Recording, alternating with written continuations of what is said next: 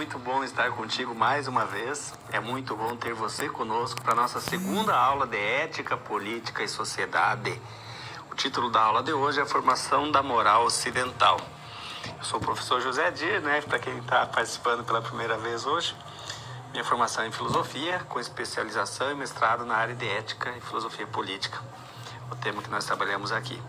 Na aula passada nós falamos da formação do pensamento ocidental, enfatizando o pensamento filosófico, acenando rapidamente para a junção da filosofia com a teologia ali durante toda a Idade Média, e depois o desmembramento, né, dessas três áreas, a religião, filosofia e ciência, a partir da modernidade.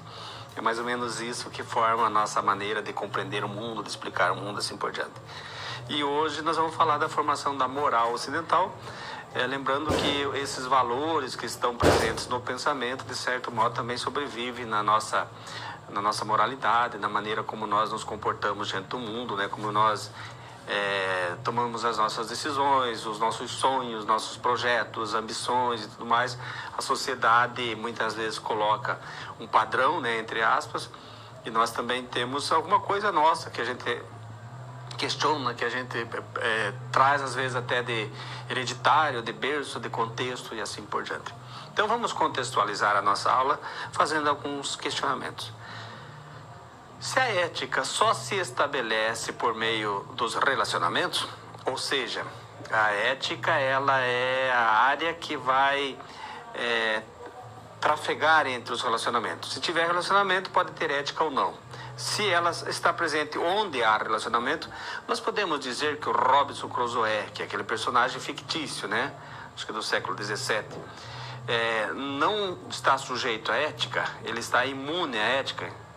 Ali acho que a figura tampou, ficou não sujeito, né?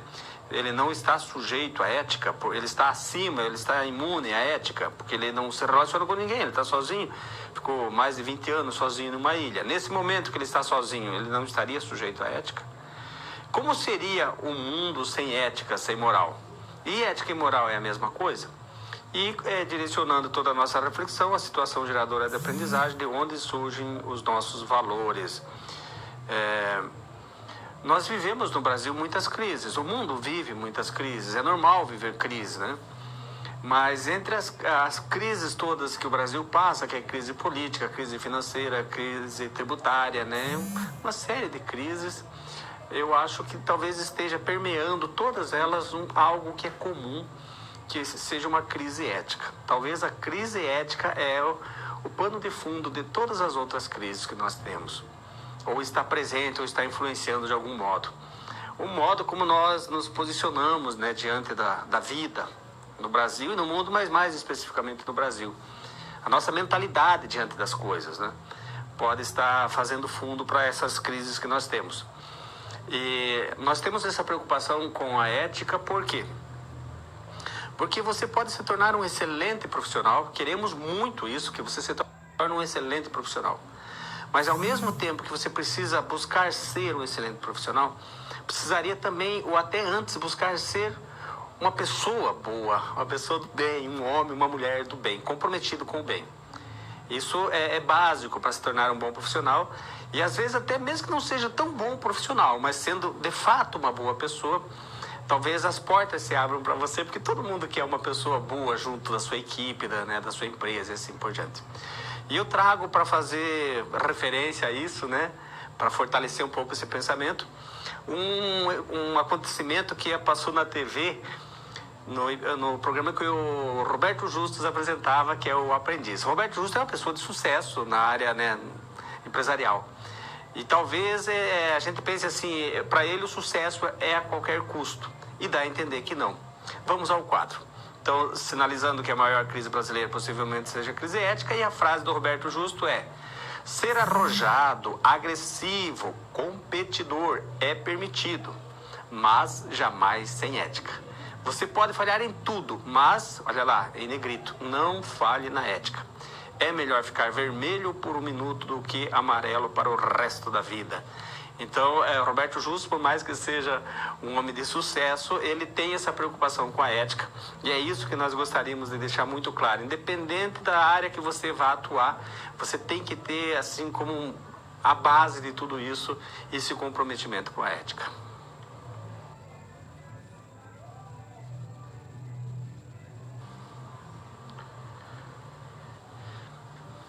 Iniciamos então a nossa reflexão sobre a ética, a moral, né, a formação da moral ocidental, tentando entender como começa esses conceitos, essa moralidade, essa ideia de valor que nós trazemos presente, mas essa moralidade racional, que começa com o Sócrates. Antes do Sócrates tem uma moralidade? Tem, mas ela não é refletida.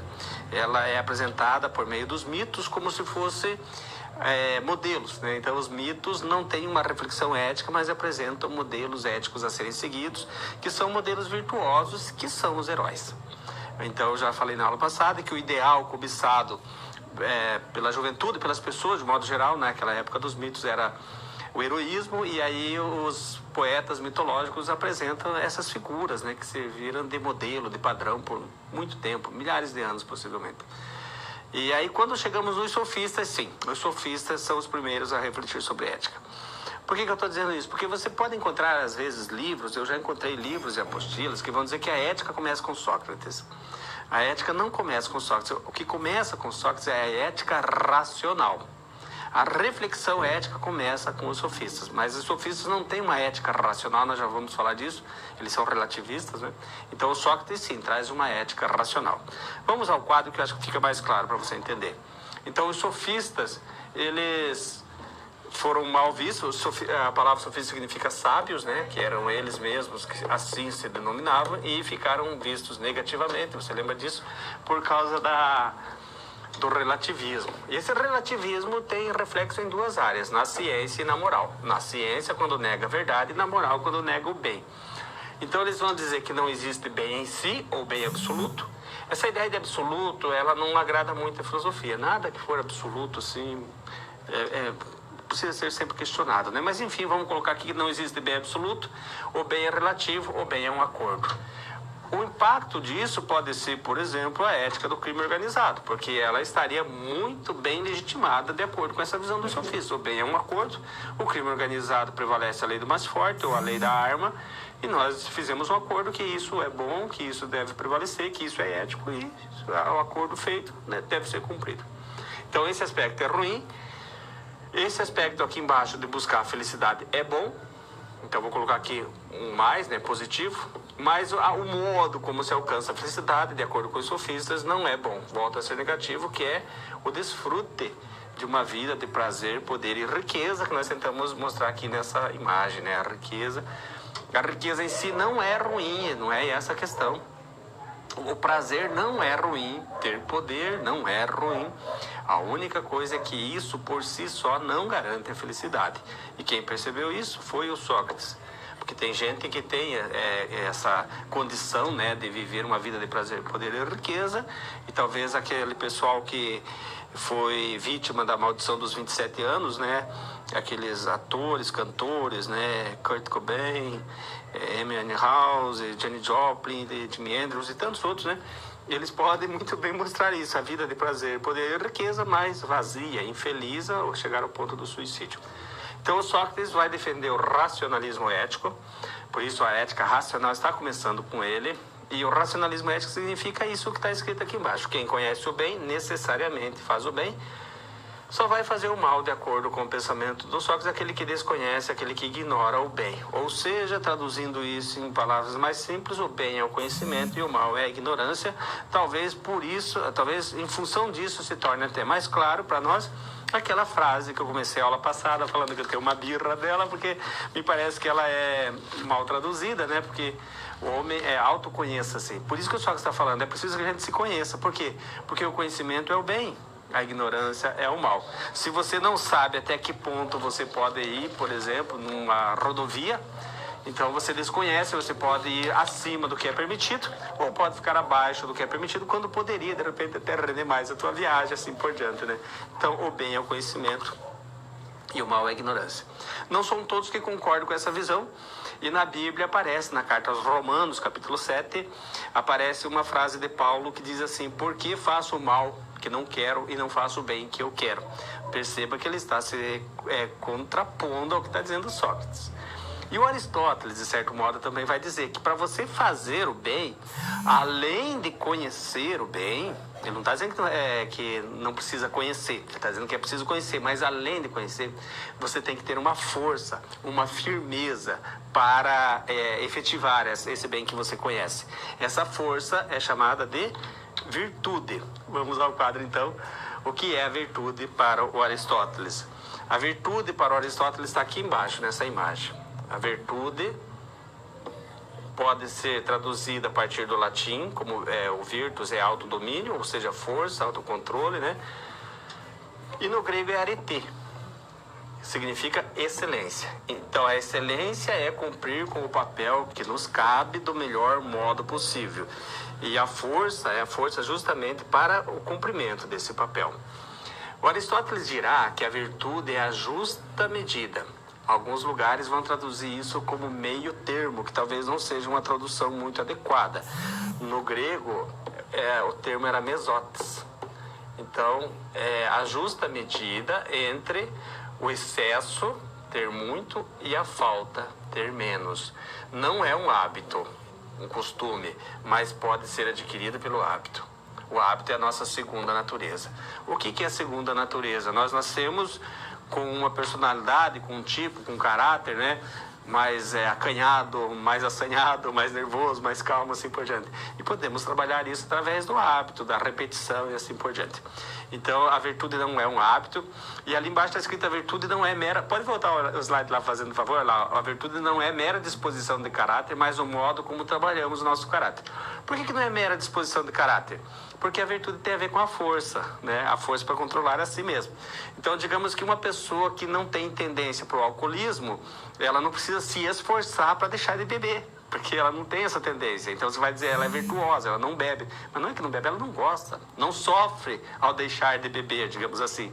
Então, a virtude precisa que você queira fazer algo errado, que você goste, entre aspas, do que é errado, mas, ao mesmo tempo, sabendo que aquilo é errado, você se contém. A virtude tem a ver com isso. Mas é mais do que apenas se conter. Se conter é continência, né?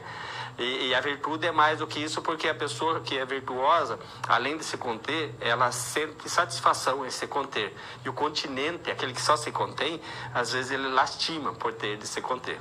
Então a virtude é um pouco mais, mas não é qualidade, a virtude não é disposição de caráter. A virtude é um esforço que a gente faz para permanecer no que é correto. Até algumas pessoas dizem que se Deus existir, Deus não seria virtuoso, porque Deus, a princípio, ele, por ser perfeito, não teria vontade de fazer coisa errada. Então, traduzindo assim, não é que Deus não seja virtuoso, Deus está acima da virtude. Ele não precisa ser virtuoso, porque para ser virtuoso você tem que ter vontade de fazer coisa errada e não fazer. E aí Deus não teria essa vontade de fazer coisa errada, então ele não, ao invés de virtuoso, ele seria o quê? Perfeito, né? Porque não tem essa vontade.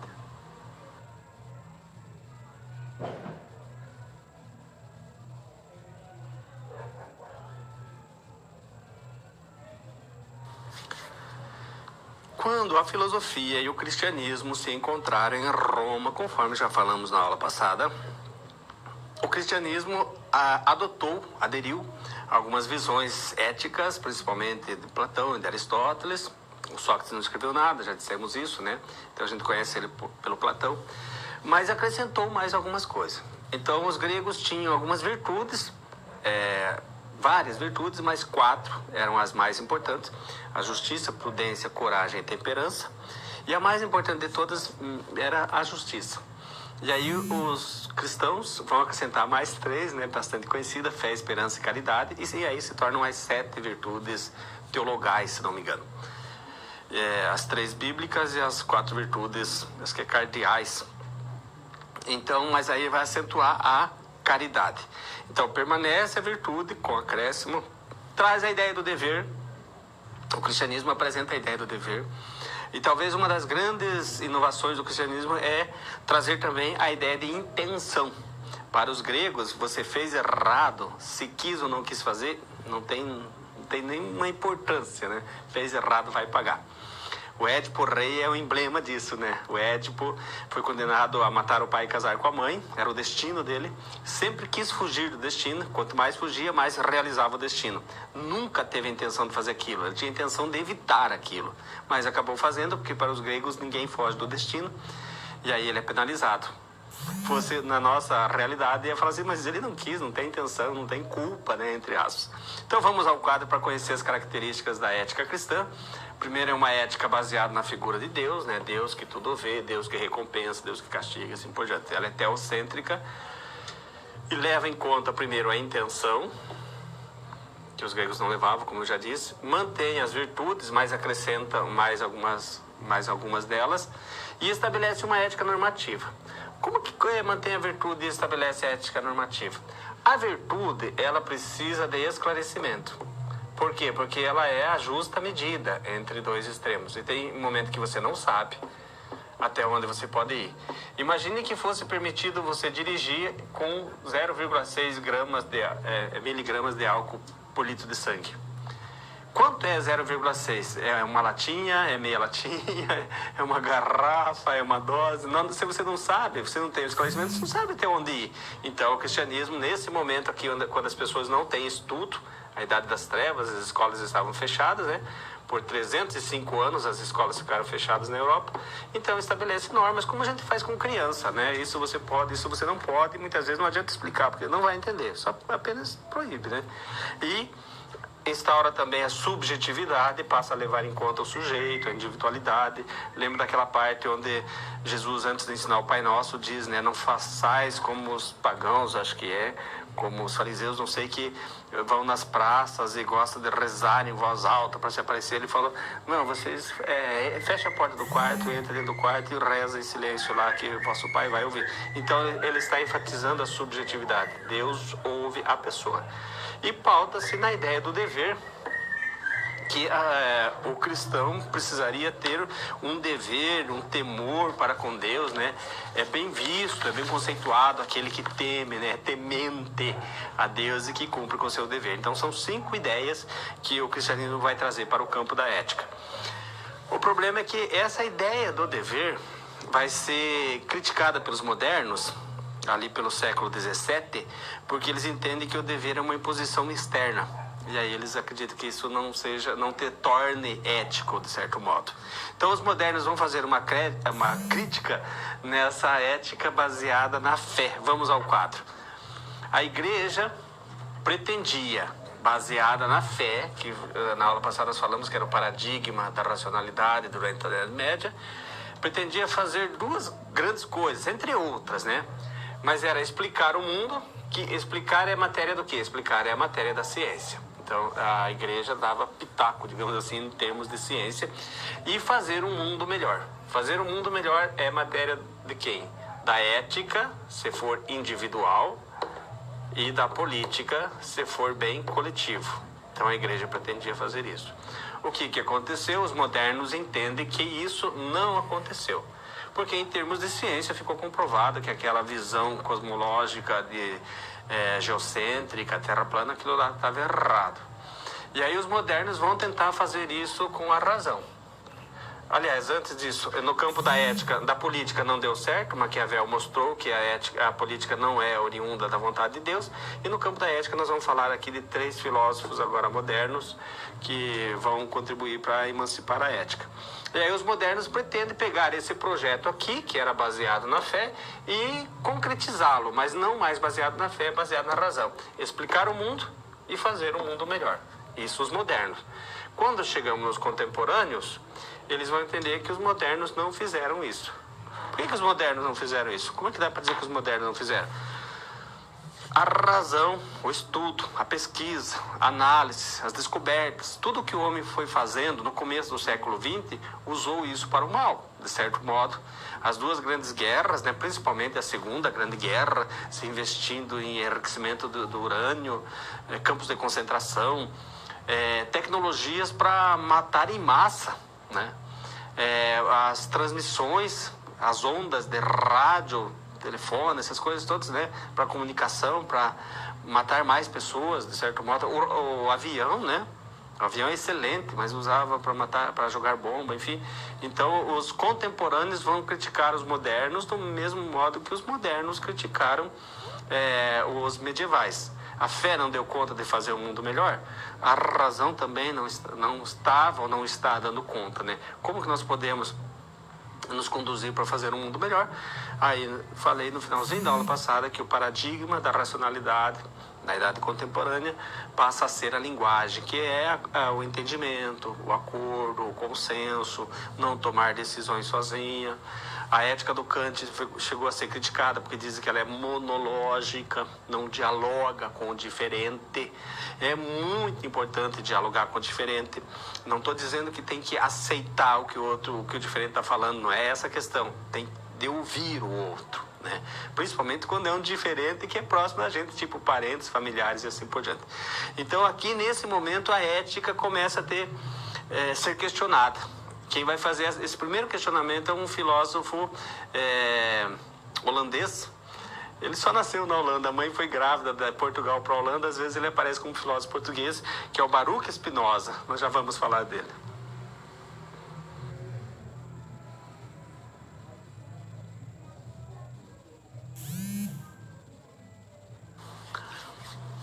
Essa ideia do dever começa com o cristianismo.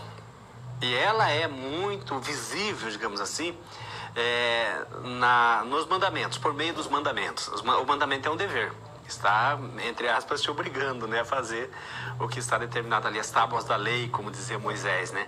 3 mandamentos com relação ao Criador e 7 mandamentos com relação ao próximo, né? Amar a Deus sobre todas as coisas, não tomar seu santo nome em vão, guardar domingos e dias de festa. Daí começa a honrar pai e mãe, não mentir, né? Não levantar falso testemunho e assim por diante. Até o 10º mandamento, alguns brincam até, né?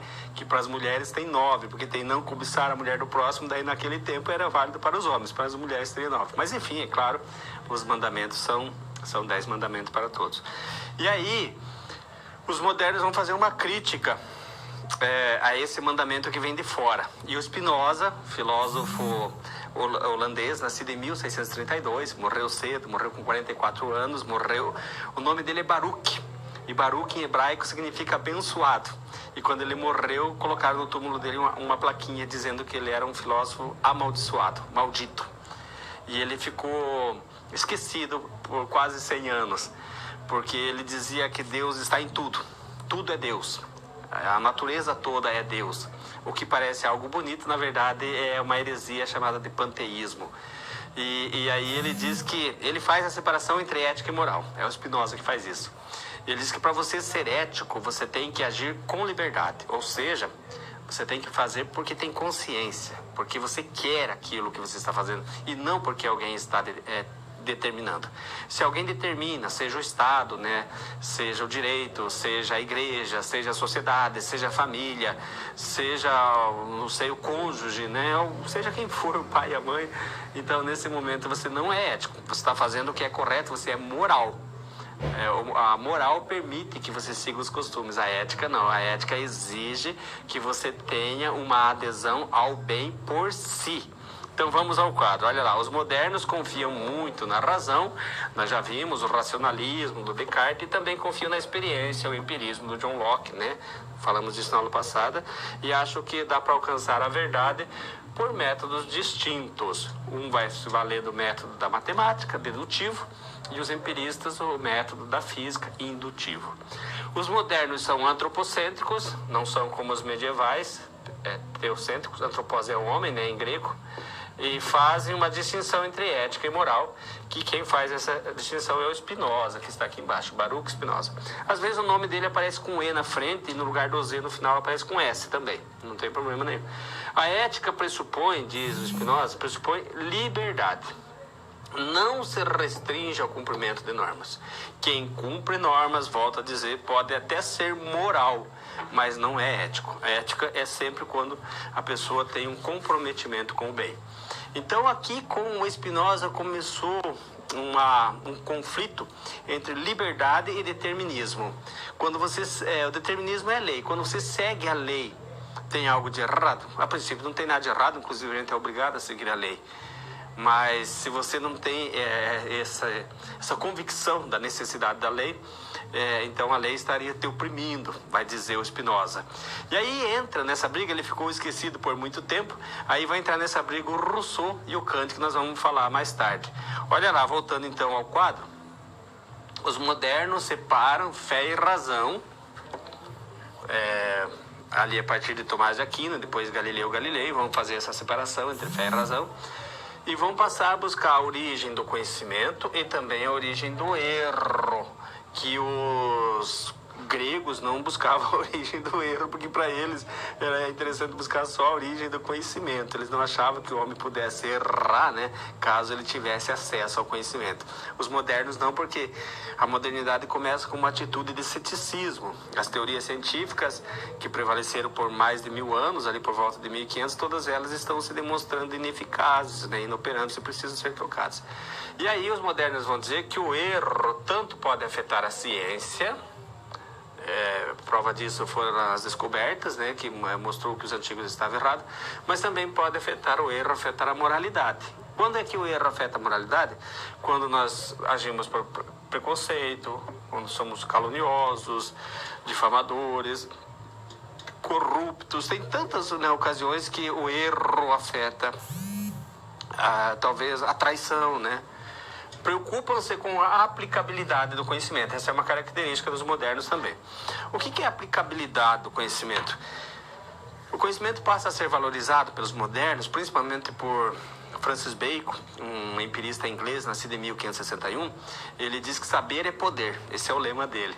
Então ele vai atrelar a ciência e a técnica e valoriza o conhecimento pelos seus resultados práticos. O conhecimento por si só, na concepção do Francis Bacon e do Descartes também, o conhecimento não tem valor em si. Ele tem valor pelo que ele nos proporciona, digamos assim. E o Aristóteles havia deixado escrito, nessa época o Aristóteles não é bem visto. O Aristóteles aqui no começo da modernidade, desde Galileu Galilei, ele é sinônimo de atraso. Mas o Aristóteles havia deixado escrito num livro dele chamado Metafísica, que o homem tem por natureza a ânsia do saber. O homem tende naturalmente para o conhecimento, quer aprender.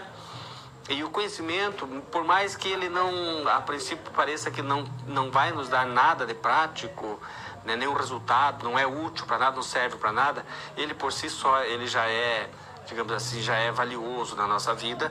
Até porque se nós, por exemplo, não entendermos o nosso papel no mundo, nós podemos passar pelo mundo de um modo praticamente vazio, né? Então nós precisamos conhecer o que a gente tira de prático desse conhecimento, de conhecer o nosso papel no mundo. A princípio, praticamente nada, a não ser talvez a possibilidade de nós alcançarmos mais a nossa felicidade, a nossa realização como pessoa e assim por diante. Se você pegar a frase do Sócrates, autoconheça-se, não tem nada de prático nisso, a não ser o fato de você poder pautar a tua vida de um modo mais esclarecido, né, mais consciente, assim por diante. Então, os modernos vão começar a valorizar o conhecimento útil, prático. Aquele que, de certo modo, depois isso aí vai ser atrelado ao capitalismo, vai virar uma maneira de ganhar dinheiro. Hoje se investe em pesquisas, às vezes não para descobertas, mas para ganhar dinheiro, né? No momento da Covid, muitos laboratórios estão correndo atrás de vacina. Excelente, ótimo, quero que encontre o mais rápido possível, que dê tudo certo, mas o laboratório que sair na frente provavelmente vai lucrar mais. Então tem essa corrida, né?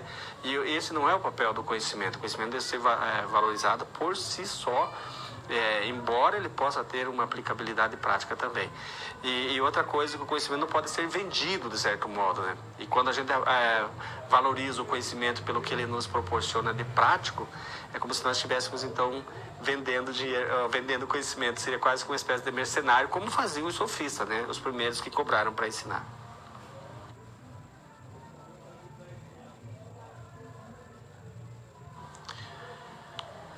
Chegamos no momento da nossa situação problema, né? Então, os modernos estão preocupados com essa questão dos sentidos nos enganarem. Os racionalistas, eles não confiam no sentido, né? O Descartes é um que tem birra do sentido, porque ele acha que o sentido, se já nos enganou uma vez, já é razão suficiente para a gente não confiar nos sentidos e assim por diante. Então, a situação que nós apresentamos é essa daqui, acompanhe no quadro comigo. Como podemos ter certeza que as nossas convicções, os valores que nós abraçamos, não são baseados em ilusões? E aí nós estamos tentando mostrar isso através dessa imagem, né? Do jeito que você olha nessa imagem, parece que as casas foram construídas tortas, né? Elas estão inclinadas, mas não é o carro que na verdade está numa subida, né? E aí do jeito que posicionou a foto, que cortou a foto, então de fato está mostrando, está nos iludindo, digamos assim. E essa afirmação de que nós precisaríamos ter certeza que as nossas convicções não são ilusões, ela é sinalizada já no mito da caverna, do Platão, né? Ele mostra isso, as pessoas nasceram acorrentadas pelos pés, as mãos e o pescoço, só olham para frente. O que ele está querendo dizer? É aquela pessoa que só tem aquela visão limitada. Parece que já nasceu com uma viseira, não consegue olhar do lado, né? Lembrando que a coruja é o símbolo da filosofia porque ela olha, né? Amplamente. Então tem gente que tem só aquela visão recortada. Lá no mito da caverna aparece assim.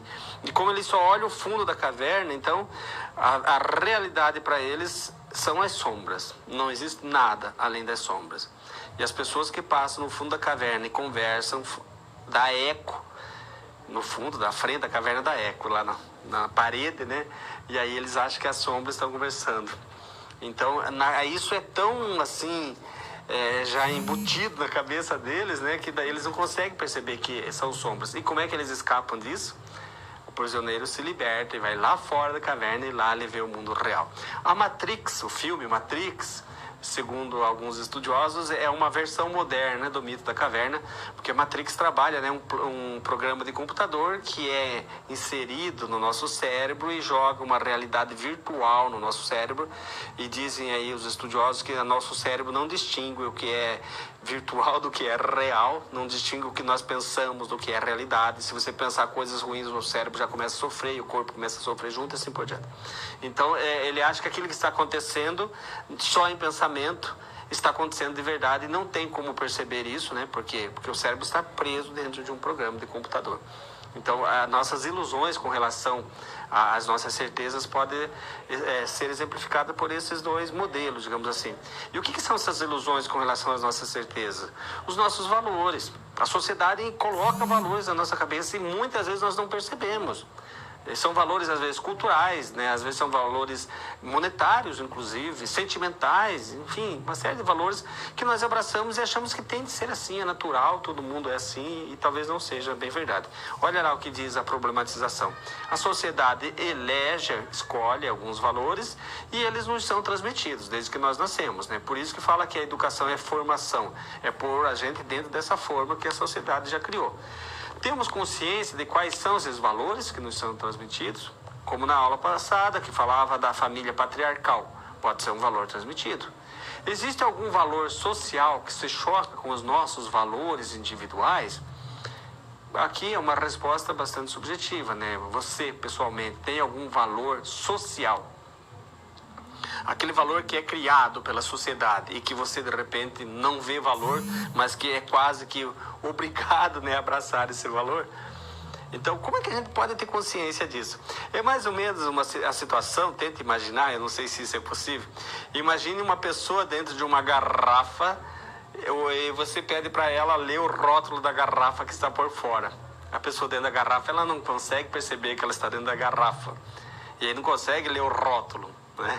Assim, uma figura de linguagem para dizer isso. Nós vivemos numa sociedade que nós não conseguimos interpretar a sociedade porque nós estamos no meio dela, nós estamos dentro dela, né? Nós temos dificuldade para isso. E existiria de repente alguma maneira de a gente fazer isso? Pode ser que sim. Olha lá uma das possíveis resoluções dessa situação, problema. O prisioneiro que se liberta da caverna, ele se liberta pelo estudo, pela educação, pelo esclarecimento. Ele vai subindo, o estudo é uma subida. É ruim você estar aí agora nesse horário, né? 9h15 da noite, me ouvindo falar depois de um dia de trabalho, né? Cansado, um calor enorme, e você ouvindo, é ruim. Mas a subida para sair da caverna, ela é pesada, é a educação. Então é assim que a gente consegue se superar, consegue crescer.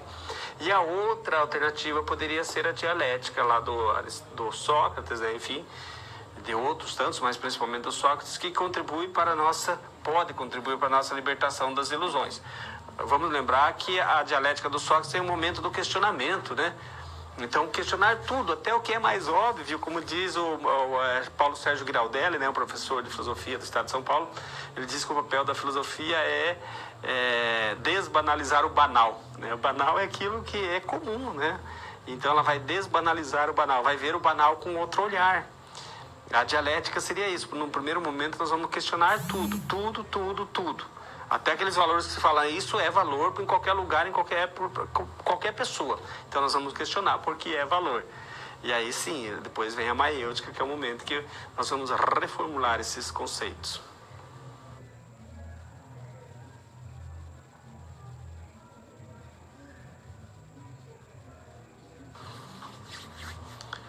Chegamos no momento da interação e essa pergunta é para você responder aí no polo, né, onde você se encontra de alguma maneira. E aí transmite para a tutora que está nos acompanhando, a Ana, e ela colocando aqui, através do sistema, nós vamos conseguir estabelecer um contato e ver se vocês estão no caminho certo, se eu estou me fazendo entender. Existe algum vínculo entre ética e verdade? Qual seria esse vínculo? Por que essa pergunta? Porque a verdade é objeto da ciência. Ela também pode ser um objeto da ética? Reflita, construa a tua resposta, coloque aí para a tutora que eu já volto para comentar.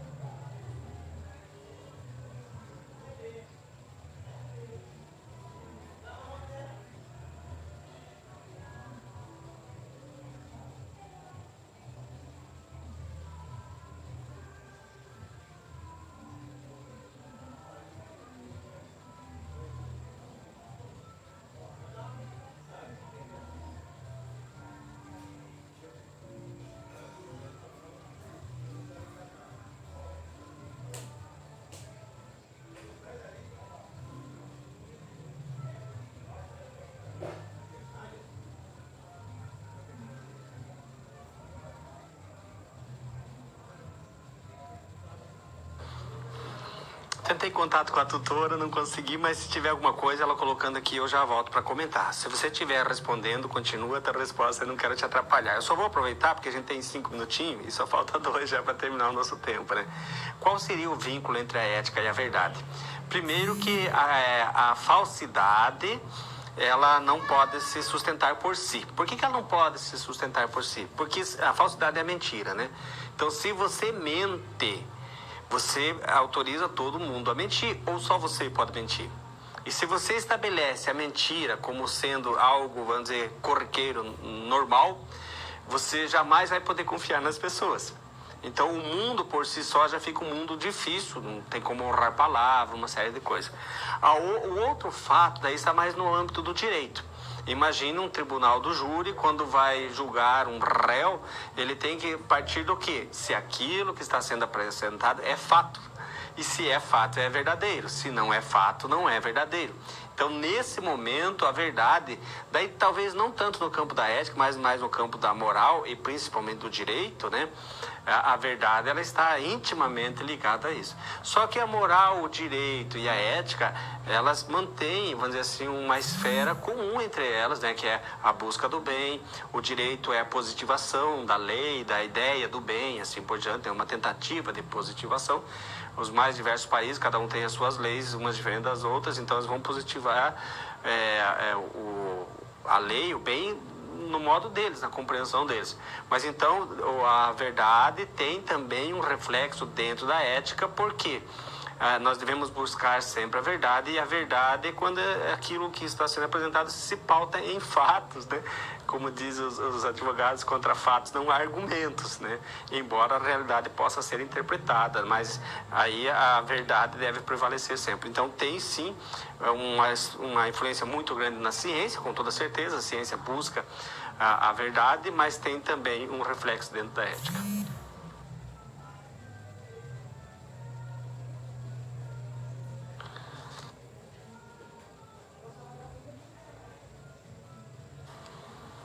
O cristianismo, ele instaurou a ideia do dever, que nós já vimos, aí é criticado pelos modernos, porque o dever medieval é considerado um dever que vem de fora, externo.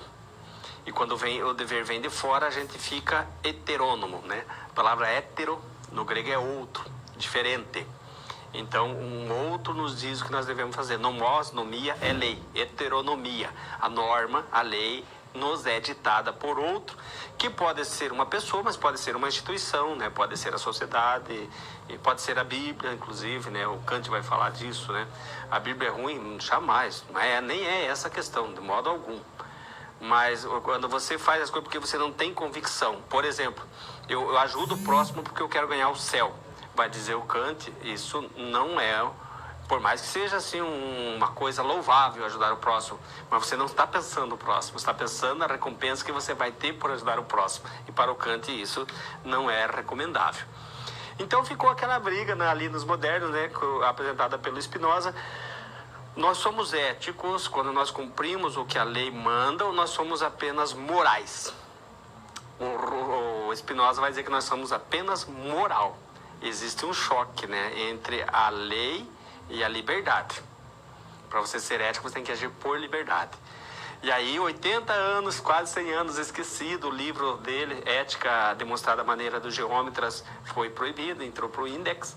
E aí o Rousseau vai ler esse livro, né? O Rousseau, ele é meio assim, ele quebra os paradigmas, né? Então, meio audacioso. Ele vai ler esse livro e ele vai dizer, o que ele está propondo aqui é algo que nós devemos levar em conta, devemos considerar. Olha lá, então, o que diz o Rousseau. Quem cumpre o dever é ético. O dever é a obrigação, é a lei. O Rousseau está dizendo que é ético. Por que ele afirma isso? Porque diz ele que as leis, o dever, sempre vão visar um bem. Não se faz uma lei, né, a princípio, não sei se no Brasil isso é válido também, mas não se faz uma lei visando o mal. No Brasil, às vezes, parece que se faz lei visando interesses particulares, né? As leis devem visar a coletividade. Mas, enfim, não vamos entrar nessa questão, né? O Rousseau diz que o dever visa o bem e nós nascemos bons. Essa é a ideia do Rousseau, conhecido como bom selvagem. Nós também queremos o bem. As leis querem o bem e nós queremos o bem. O Rousseau vai dizer que o sentimento, ele é mais importante do que a razão. Porque o sentimento aqui, ele vê o sentimento bom. Nós nascemos bons. Então, esse sentimento bom é melhor do que a razão. Por isso, a ética do Rousseau é conhecida como a ética do coração. A ética do Rousseau é a ética do coração. E o que significa isso? O Rousseau chega a dizer que Deus, na sua infinita bondade, imprimiu no coração humano um pouco dessa bondade. Por isso, nós nascemos bons. E aí o Kant vai dizer isso é romantismo. O Kant adora o Rousseau, né? O Kant é apaixonado pelo Rousseau, mas ele fala, não, isso aí é romantismo, isso aí eu não concordo muito não. Voltamos ao quadro então para ver o que o Kant diz. O Kant diz que nós nascemos egoístas. Nós pensamos primeiramente em nós mesmos. E a única maneira de dar valor moral para uma ação é cumprir o dever pelo dever. Então o Kant, ele tem assim um um apego ao dever enorme. O Kant vai dizer que a ética não é a ciência que vai nos dizer como devemos ser felizes. A ética não vai nos ensinar como alcançar a felicidade, diz o Kant. Mas a ética vai nos ensinar a viver de modo digno a merecer a felicidade. Ele está aparentemente criticando Aristóteles. O Aristóteles diz que a ética, o telos da ética é alcançar a felicidade, né? O papel da ética é proporcionar a felicidade. E o Kant vai dizer, não, a ética não é a ciência que nos dirá como alcançaremos a felicidade, mas nos dirá como vivermos de modo digno de merecer a felicidade. Você não busca ela diretamente, ela vem como se fosse um resultado, né? O resultado prático da vida ética é alcançar a felicidade, por mais que você não busque. É como se você falasse assim, eu não vou buscar dinheiro no meu trabalho, no primeiro momento, eu vou buscar fazer o meu trabalho do melhor modo possível. O dinheiro virá ou não virá? É quase certo que virá. Se você fizer o teu trabalho do melhor modo possível, provavelmente você vai ter uma carreira de sucesso. Então o Kant está dizendo mais ou menos isso. Viva de modo tão digno que a felicidade virá também. Voltamos ao quadro. O Kant, que é nascido em 1724, faltou 2 meses para completar 80 anos, diz que o homem é um ser racional. É assim que o homem é definido, né? Animal racional. E por isso deve regular-se por leis que impõe a si mesmo. As leis que ele impõe a si mesmo são chamadas de imperativo categórico. O imperativo é como se fosse um mandamento, mas tem uma diferença. Por isso que eu falei, é como se fosse, mas não é um mandamento. Porque o mandamento vem de fora. E o imperativo categórico, ele é interno. É você dizendo para você mesmo como agir, o que fazer, assim por diante. E o imperativo categórico, ele é expresso de 2 maneiras. A primeira delas é essa daqui, ó. Age de modo que a máxima, o motivo, né, da tua vontade, possa valer sempre e, ao mesmo tempo, como princípio legislador universal. Essa ideia de universalizar a ética é muito presente no Kant. Eu gostaria que você guardasse, eu já vou explicar um pouco mais isso. E a segunda expressão do imperativo categórico, aqui está resumidinho. Não cabia muito no slide, mas ela inteira é assim, ó. Jamais trate a humanidade na tua própria pessoa ou na pessoa do outro como um meio e sempre como um fim em si. Essa é a segunda expressão do imperativo categórico. A primeira, então, ele está dizendo que tudo o que nós fazemos, pelo fato de nós fazermos, nós estamos estabelecendo leis universais. Ou seja, você autoriza todo mundo a fazer o que você faz. Você nunca vai reclamar de alguém que te mentir se um dia você mentiu para alguém. Tudo que você faz, os outros podem fazer para você também. Seria mais ou menos isso. E a segunda, então, falando da dignidade do ser humano. Jamais trate a humanidade na tua própria pessoa também, ou na pessoa do outro, como um meio e sempre como um fim em si. É possível nós nos tratarmos como um meio, nós mesmos? Quando nós usamos droga, por exemplo, nós estamos nos tratando como um meio. Nós estamos buscando a satisfação momentânea, o prazer, mesmo sabendo que aquilo pode ter um impacto ruim para a nossa saúde, pode até abreviar os nossos dias e assim por diante. Então nós estamos nos tratando como um meio. Por quê? Você não está pensando aqui, na tua mente, que é a tua essência. Você está pensando na satisfação dos teus desejos. E o ser humano é racional, por mais que seja animal. Então deveria, de certo modo, superar pela razão os próprios desejos.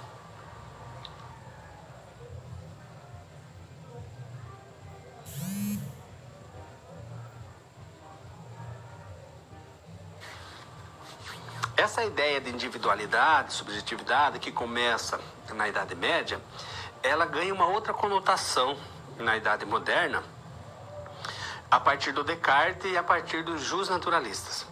O Descartes, ele havia colocado como primeira verdade o eu pensante, res cogitans. Os medievais acreditavam que a primeira verdade seria a existência de Deus, porque se Deus não existisse, não existiria o mundo e não existiria o ser humano e assim por diante. Os medievais acham que entendem que nós somos filhos de Deus. Então, se nós existimos é porque existe alguém que nos criou, digamos assim, né? E aí o Descartes vai enfatizar muito a individualidade, o sujeito. E os justnaturalistas, Hobbes, Locke, Rousseau, Hugo Grosso, que é anterior ainda a Hobbes, é de 1583, eles vão achar que nós nascemos com direitos, o que é algo bom, positivo. E essa ideia foi pegando desde o século XVII, comecinho do século XVII, e veio até depois da Segunda Grande Guerra, quando no dia 10 de dezembro de 1948 foi promulgada a Declaração Universal dos Direitos Humanos. Então foi um grande ganho, os 30 direitos que estão lá assegurados. Porém, tem momentos que a individualidade se choca com a coletividade. E para os gregos, se existisse esse choque, não haveria a menor sombra de dúvidas que a coletividade deveria ter a supremacia, ser privilegiada nesse caso. E agora, a partir da modernidade, muitas vezes isso não fica muito claro. Além disso, para os gregos, acho que eu já falei, a felicidade era um projeto coletivo. Você não pode ser feliz vivendo isolado. Quando todo mundo está triste, acabrunhado, você ser feliz nessa situação. Se eu falo todo mundo não tem contato contigo, tudo bem, mas se você pensar nos parentes, nos amigos, nas pessoas que você ama. Imagina as pessoas que você ama sendo infelizes. Você consegue ser feliz assim, no meio de tanta infelicidade? Para os gregos, não. E a partir dos modernos fica aquela questão de que a felicidade pode ser buscada isoladamente, particularmente, assim por diante. Bom, o Rousseau, vamos ao quadro, nos mostrou que para ser livre e feliz é preciso estabelecer uma boa relação consigo mesmo e com os demais. Que o Rousseau vai apresentar isso através da imagem de um novo contrato social. Ele é um contratualista, ele acha que a política se origina a partir de um contrato, mas ele acha que esse primeiro contrato que tirou o homem da sociedade, do estado de natureza, né, não fez algo bom, porque a propriedade privada criou desigualdades. Nós vamos falar isso na aula que vem, não vou entrar muito nisso agora. Mas, enfim, que guardemos essa ideia aqui, né? Para ser feliz, o homem tem que ter uma boa relação com ele mesmo e também com os demais. E o Kant diz que a razão deve nos guiar no sentido de agirmos sempre por respeito à pessoa. Somente isso tornaria possível a convivência humana. Eu quero aproveitar aqui uns minutinhos, eu vou pegar uma tela branca para mostrar para você o que você precisa guardar da ética do Kant. A ética do Kant é muito importante. Então, o Kant tem 3 contribuições que são fundamentais para você guardar. A primeira delas é que ele estabelece uma ética formal. O imperativo categórico não é norma. Imperativo categórico são fórmulas. Então, formal, imperativo categórico, que são fórmulas. A partir daquelas fórmulas, age de tal modo que a máxima de tua ação possa se tornar por tua vontade lei universal. Jamais trata a humanidade como um meio, sempre como um fim em si. Se você fizer qualquer lei, em qualquer lugar do mundo, que não conflite com essas fórmulas, essa tua lei será possível de ser universalizada. A segundo momento, então, a ética dele é universal. Ele pretende dar uma abrangência universal para a ética. E como é que ele faz isso? Fazendo uma ética baseada na razão. Porque todos os homens são definidos como animais racionais. Então é uma ética que tem validade não apenas para um grupo religioso, o cristianismo, o budismo, o shintoísmo, né, islamismo, assim por diante, mas vale para todas as pessoas que usam da razão. Na razão nós vamos ter que chegar à ideia do dever. Dever em grego é deontos, então a ética dele é deontológica. Esses 3 termos que eu gostaria muito que você guardasse. Uma ética deontológica, que vai primar pelo dever, e vai dizer que com relação ao dever nós podemos agir de algumas maneiras. Uma delas é contra o dever, e quando nós agimos contra o dever nós somos imorais. Quem age contra o dever é o bandido, o safado, o malandro, o imoral. E nós podemos agir conforme o dever. Só que esse conforme o dever, ele também se subdivide em 3 tipos. Ele pode ser por intenção egoísta, como eu já disse, alguém que quer ganhar o céu, por exemplo, e ajuda quem precisa, ele está pensando nele mesmo, por mais que seja boa ação dele, é uma intenção egoísta. Pode ser inclinação imediata, que é dó, pena, compaixão, também é uma coisa boa, não tem problema, mas o mais correto é agir por dever. Por dever, consciência do dever. Por quê? Essas duas primeiras aqui, elas são morais, mas só essa última aqui é ética. E só essa última é ética, porque só essa última pode ser universalizada. Você desculpe que ficou ruim a letra, que às vezes também a gente vai escrevendo ali e o pincel atômico, o quadro meio que puxa ele, sabe? A letra é feia assim, né? Não estou querendo arrumar um álibi, mas é que o quadro também não ajuda muito. Mas enfim, então quando nós agimos pelo dever, pode ser contra o dever, aí está errado, é imoral, e pode ser conforme o dever. Um político que ajuda uma família com cesta básica, ele é conforme o dever. Aí precisa conhecer a intenção dele. Isso só ele vai saber da intenção, é claro. Ele pode estar agindo porque ele, de fato, ele tem consciência do dever. Pode estar agindo porque tem dó. E pode estar agindo porque ele quer ganhar o voto. Intenção egoísta. Então, se ele tem dó, é excelente. Por que o Kant fala que não é ético, é apenas moral? Porque não dá para universalizar. Ter pena, ter compaixão, ter dó, é uma coisa de sentimento. E sentimento não pode ser universalizado. Você não pode, se você está com pena de alguém que está pedindo e não tem condições de ajudar, falar para alguém que está passando, ajude ele, eu não consigo, mas você consegue. Mas por que eu vou ajudar? Porque eu estou com dó. Você não está? Ele fala, não, eu não estou com dó. Mas como você não está com dó? Não está vendo que ele está sofrendo? Sim, mas eu não tenho dó, ele me agrediu ontem. Pode ser, né, o caso, por exemplo. Então, a pena, a compaixão, dó, não tem como universalizar. E a consciência do dever, que é essa última ação, que é a ação por dever, essa pode ser universalizada. Então, somente essa ação é ética. As outras duas são morais. As outras duas não são reprovadas. Elas apenas não são éticas porque elas não podem ser universalizadas. E a ética do Kant é uma ética que ele pretende que seja universalizada. Para ser universalizada, tem que ser baseada no dever e na razão. Pela razão, eu chego à consciência do meu dever e eu vou fazer o que é o meu dever. Sendo feliz, o resultado da minha ação ocasionando felicidade ou não, isso não é o mais relevante. O mais relevante é que eu tenho que cumprir com o meu dever, segundo Kant.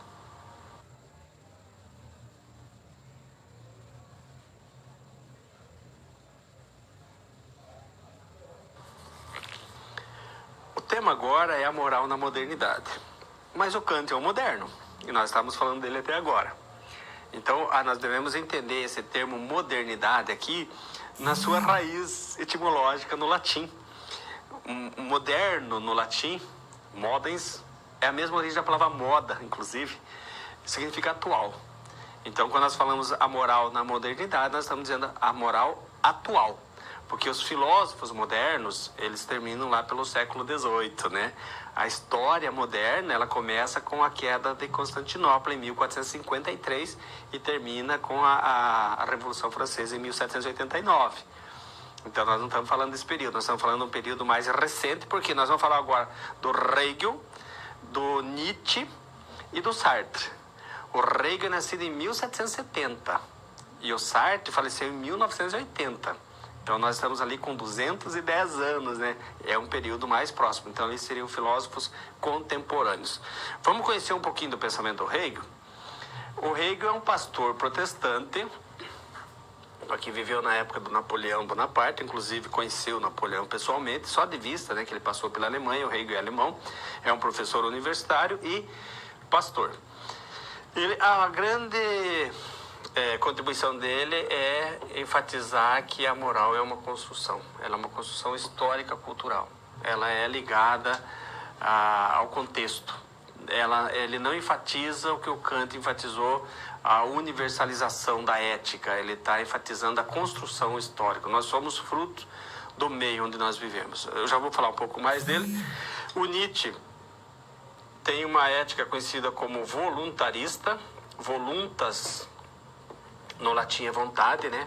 Então a ética deve se basear não na razão, mas na vontade.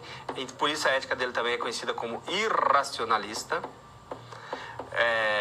Tanto Nietzsche como um outro filósofo chamado Schopenhauer, os dois são voluntaristas. Ele é um irracionalista. Não é a razão que deve determinar as nossas ações. Por quê? Porque a verdadeira natureza do ser humano se manifesta nos seus impulsos, diz o Nietzsche. O Nietzsche é esse que está aparecendo aqui, viveu 56 anos, mas 44 lúcidos e 12 ele ficou num hospício, né? Ele morreu, infelizmente, nessa situação. Olha a frase dele: a transgressão é a verdadeira expressão da liberdade, é a ousadia dos fortes. A razão, segundo Nietzsche, foi o modo que os fracos encontraram para controlar os fortes. E o Sartre, que já é mais a nossa época, faleceu em 1980, que é casado com a Simone de Beauvoir, que também é uma filósofa francesa, os dois são existencialistas, e ele vai enfatizar muito a questão da liberdade.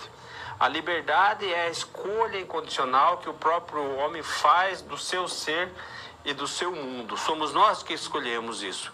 Uma frase bastante conhecida do Sartre é: o homem está condenado a ser livre, que parece contraditório. Se está condenado, não é livre, né? E ele diz que o homem está condenado a ser livre no sentido de que durante toda a nossa vida nós jamais nos livramos, digamos assim, de ter de fazer escolhas. O tempo todo nós temos que fazer escolhas. Seja no trabalho, né? Seja na hora do almoço, você vai escolher o que você vai comer. Seja nos relacionamentos, você vai escolher se você continua, se você para. Enfim, nós fazemos escolhas o tempo todo. Nós estamos condenados a fazer escolhas, dirá o Sartre. E aí ele diz que nós fomos criados para a liberdade. A nossa realização máxima se encontra na nossa liberdade, mas a nossa liberdade é tolhida, é limitada pela presença do outro. Então ele vai dizer que o outro é o meu inferno, né? O Sartre tem essa preocupação assim de que você deveria ser livre ao máximo possível e você não consegue, né? O homem se realiza por meio da sua liberdade. Então, olha lá, voltando ao Hegel, a contribuição, eu disse que a gente ia falar um pouquinho mais dele. O Hegel diz que existe uma vontade subjetiva, que é a nossa, a vontade do eu, e existe também uma vontade objetiva, que é a vontade social, a vontade do Estado, a vontade das leis, do direito, da igreja, assim por diante. E essas duas vontades vão determinar a nossa conduta e nós devemos ter a maturidade suficiente para fazer as nossas escolhas entre essas duas. Como dirá o Mário Sérgio Cortella, né? Ele diz que a ética é a área do conhecimento que vai nos dar resposta para 3 questões: aquilo que eu posso, o que eu quero e o que eu devo. Tem coisas que eu posso, mas não quero, tem coisas que eu quero, mas não devo, tem coisas... Aliás, é o contrário, tem coisas que eu posso, mas não devo, tem coisas que eu devo, mas não quero, tem coisas que eu quero, mas não posso. Então, quando você conjuga esses 3 termos, posso, quero e devo, então você consegue chegar na ética, e é isso mais ou menos o que o Hegel está dizendo de outro modo, né? Conjugar a vontade subjetiva com a vontade objetiva.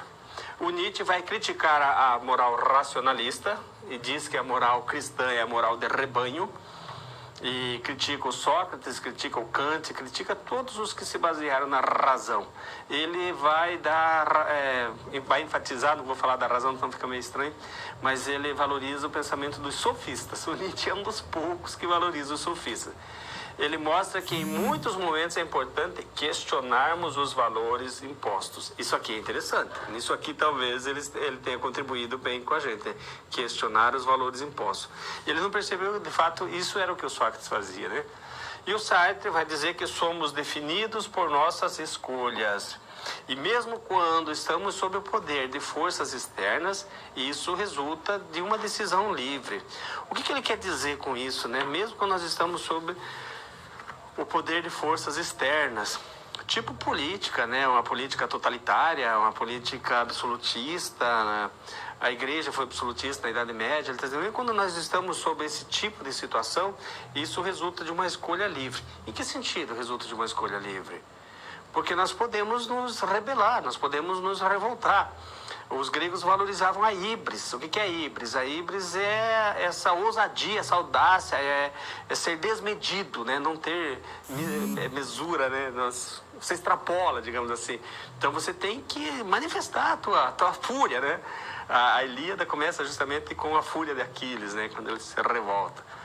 Então nós precisamos também, diante das coisas que nós não concordamos, nós devemos esbravejar, não podemos nos acomodar. Talvez seja símbolo disso a frase lá do Martin Luther King, né? O que me assusta não é o grito dos maus, é o silêncio dos bons. Que de certo modo é a mesma frase de Leão XIII. Leão XIII falou bem antes, né? Leão XIII é falecido lá no século XIX, antes de virar o século XX. Ele diz assim: A audácia dos maus se alimenta do comodismo, da covardia e do comodismo dos bons.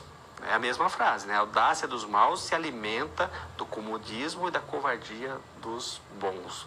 Então ele está dizendo o quê? Se você não está contente, se você está sob o poder de forças externas, você deve se revoltar. Você deve, digamos assim, tentar construir um mundo diferente desse que você não concorda.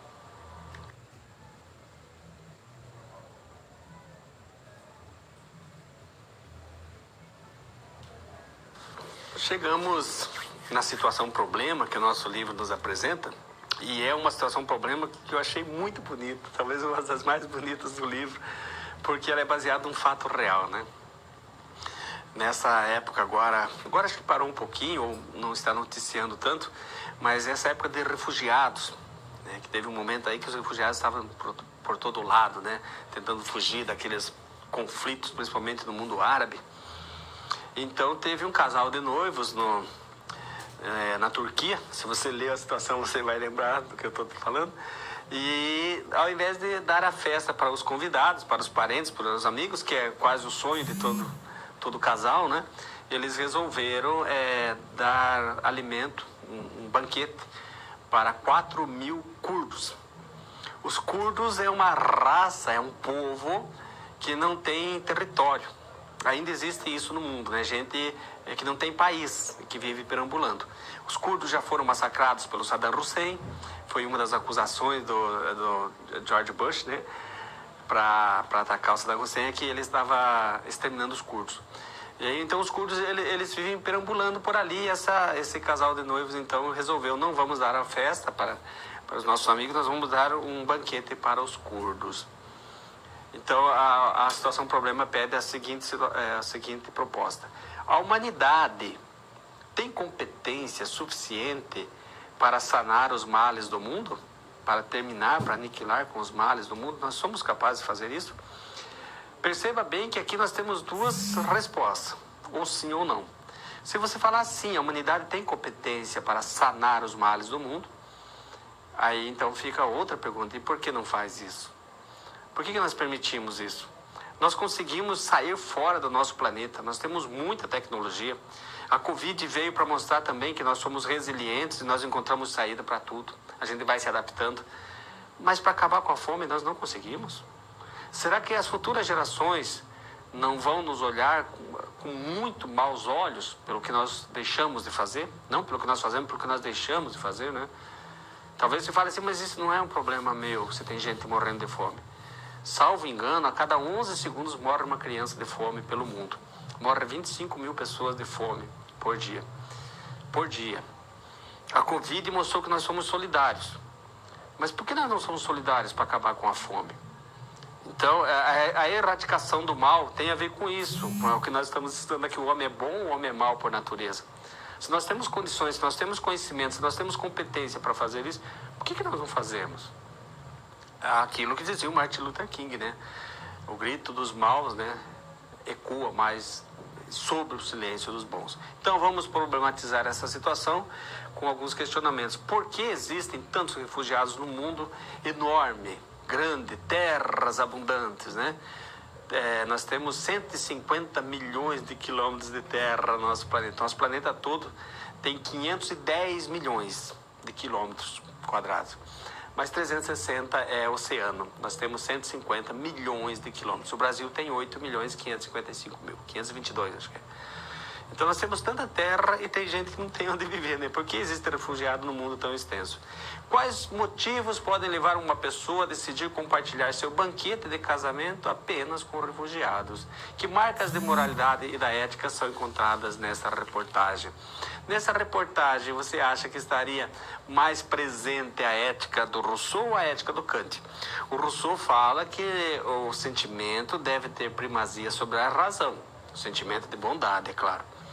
E o Kant vai dizer que o homem é egoísta, só pensa nele. Se não tiver a ideia do dever, né, o mundo será um inferno, entre aspas. Então, vamos voltar aqui para a nossa resolução. Possivelmente, nós devemos primeiramente entender se o homem é bom ou mal por natureza. Quer dizer, nós nascemos com a propensão para o mal? Mas quando você diz que nós nascemos com uma propensão para o mal, é para o mal total, até para você mesmo. E algum resquício de bondade deve sobreviver em você, porque você não quer o mal para você e para as pessoas que você gosta. Então, existe, mesmo quem é mal, existe o mal e o bem, talvez numa proporção bastante diferenciada, mas deve existir os dois, né? O que prevalece na sociedade é a bondade ou é a maldade? Nós vivemos num mundo muito desigual, isso é verdade. O Brasil está entre os 10 países mais desiguais do mundo.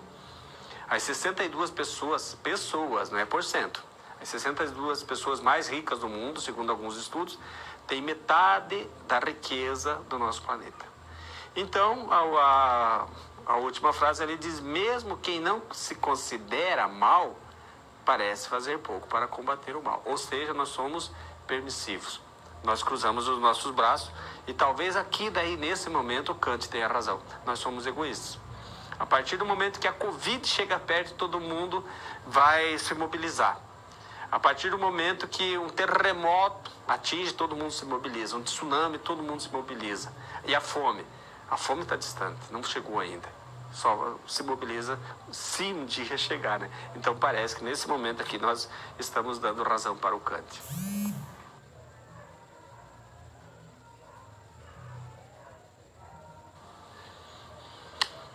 Começamos a aula falando do Robinson Crusoe, né? Se a ética se estabelece somente por meio dos relacionamentos, o Robinson Crusoe estaria imune à ética, não estaria sujeito à ética. Bom, primeira coisa, que o Robinson Crusoe é um personagem fictício de um romance de Alan Defoe, se não me engano, Daniel Defoe. Mas, enfim, ele serve para a gente refletir sobre essa questão. Mas ele não estava sozinho na ilha, ele tinha um cachorro. Então, ali já começa a necessidade da ética, mesmo a ética com os animais, né? Hoje se fala muito disso, né? A bioética, inclusive, está ganhando cada vez mais espaço, principalmente nos Estados Unidos. Se reflete muito sobre o direito dos animais. Lá eles estão na nossa frente com relação a isso. Com relação à reflexão, né? Não que eles têm mais conhecimento do bem, não é essa a questão. E segundo o Robinson Crusoe, nos últimos 7 anos que ele ficou na ilha, depois ele foi resgatado, apareceu o Sexta-feira, que era um índio fugitivo de uma tribo de canibais. Então ali mais necessidade da ética ainda. Mas supondo que ele não tivesse encontrado ninguém, né? E ficasse totalmente sozinho, isolado, igual o Sr. Wilson lá do filme O Náufrago. Ele estaria livre da ética? Não estaria ainda. Por quê? Você lembra do Rousseau? Em 2 momentos da aula nós sinalizamos para isso aqui. O Rousseau fala que nós precisamos estabelecer um relacionamento bom conosco mesmo e com os nossos semelhantes. O Rousseau fala isso. E principalmente o Kant, na segunda expressão do imperativo categórico, ele diz o quê? Jamais trate a humanidade na tua própria pessoa ou na pessoa do outro como um meio, sempre como um fim em si. Então, o Robinson Crusoe não pode nem tratar ele mesmo como um meio. Ele tem que tratar sempre como um fim em si. Está fazendo referência à dignidade da pessoa humana. E você vai encontrar essa mesma ideia na carta aos Coríntios, na primeira carta aos Coríntios, capítulo 6. Fala que... Eu não sou pastor, gente. É que eu estudei muito, que daí fica na cabeça da gente, né? Mas também não teria nada, se fosse pastor, não teria nada contra, né? Então Paulo diz assim, que não sabias que sois templo do Espírito Santo e como tais deveis tratar o seu corpo, como tal deveis tratar o seu corpo. Nós devemos tratar o nosso corpo como sendo um templo. Nós recebemos esse corpo, seja da natureza para quem não acredita em Deus, seja da divindade para quem acredita, enfim, nós temos um corpo físico. Então nós teríamos que tratar bem esse corpo. De que maneira? O corpo físico, através do que ele exige, que é alimentação adequada, bebida adequada, né? Descanso adequado. O cuidado com o corpo, ele demonstra que nós somos éticos ou antiéticos conosco mesmo. E também o cuidado com a mente, que daí eu acho que talvez seja até mais interessante com o corpo, porque tem gente que às vezes não tem muito como cuidar do corpo, né? Pelas circunstâncias até materiais em que vive. Mas o cuidado da mente, dos pensamentos. Eu não estou falando só em investir em estudo, que é excelente, quem pode investe em estudo, mas alimentar bons pensamentos também. Descansar a mente, né? Não ocupar demais a mente.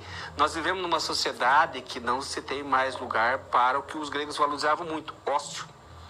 O que é o ócio? Para nós, o ócio é vagabundagem.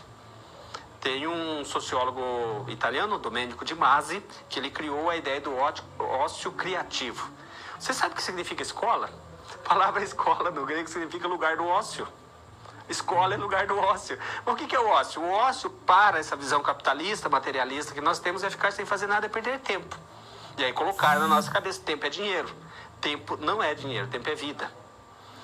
Mas nós compramos já essa ideia. Tá vendo como os valores são transmitidos e a gente acaba aderindo? Então, o que é o ócio? O ócio é a meditação, é a reflexão, é o momento de analisar tudo o que está acontecendo, de usar a razão, não usar, às vezes, o sentimento, o impulso, o instinto, essas coisas assim. Então, nós deveríamos sempre alimentar o nosso pensamento, e aí nós estamos sendo éticos conosco, com coisas boas. Se puder estudar, melhor ainda, né? Boas leituras, bons filmes, boas músicas, né? O Schopenhauer diz que a música é o exercício de metafísica em que a alma não percebe que está filosofando. Olha que bonita a frase do Schopenhauer. A música é um exercício de metafísica onde a alma não percebe que está filosofando. E se você for analisar a música, você vai perceber que o Schopenhauer parece que tem razão. Então nós somos éticos conosco mesmo quando nós cuidamos de tudo que compõe tanto o nosso aspecto físico quanto o nosso aspecto mental.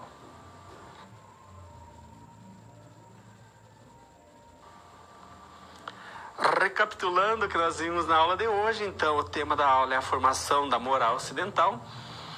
A moral começa nos mitos. Na aula não falamos disso, mas eu verbalizei isso para vocês, né? Ela começa nos mitos de modo modelo apenas, não reflexivo. Depois, reflexivamente, começa com os sofistas. Os sofistas acenam uma possibilidade da felicidade que não foi aderida, principalmente por Sócrates, Platão e Aristóteles, enfim. E aí vem o Sócrates. Aí sim a ética racional começa com o Sócrates. Antes disso tinha ética, nós temos uma ética religiosa. Nós temos o Código de Hammurabi, que acho que é de 1760 e pouco antes de Cristo, né? Mas é um código, daí está mais na área do direito do que propriamente da ética. A ética é a reflexão sobre o bem. A ética é teórica.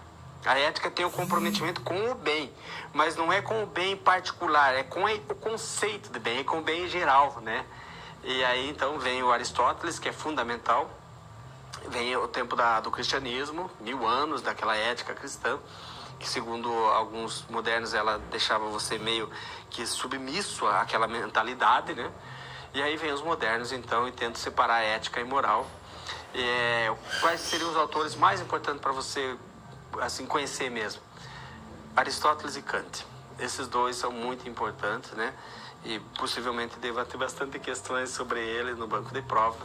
A gente não está aqui estudando para aprender para a prova, claro que não, é para a vida, para o teu trabalho, mais para a vida mesmo, né? Acho que mais do que o trabalho aí, né? A prova é o menos importante, o trabalho é um pouco mais importante, mas o mais importante de tudo é a vida. Nós estamos estudando filosofia, ética, política, sociedade, para entender a vida, o mundo e assim por diante. Então vamos lá. Aqui não seria contextualizando, seria recapitulando, né? O mundo evoluiu muito, né? Evoluiu em tecnologia. Prova disso é essa aula, né? Que eu estou fechado numa sala aqui e você está talvez me ouvindo, não sei em que lugar do Brasil.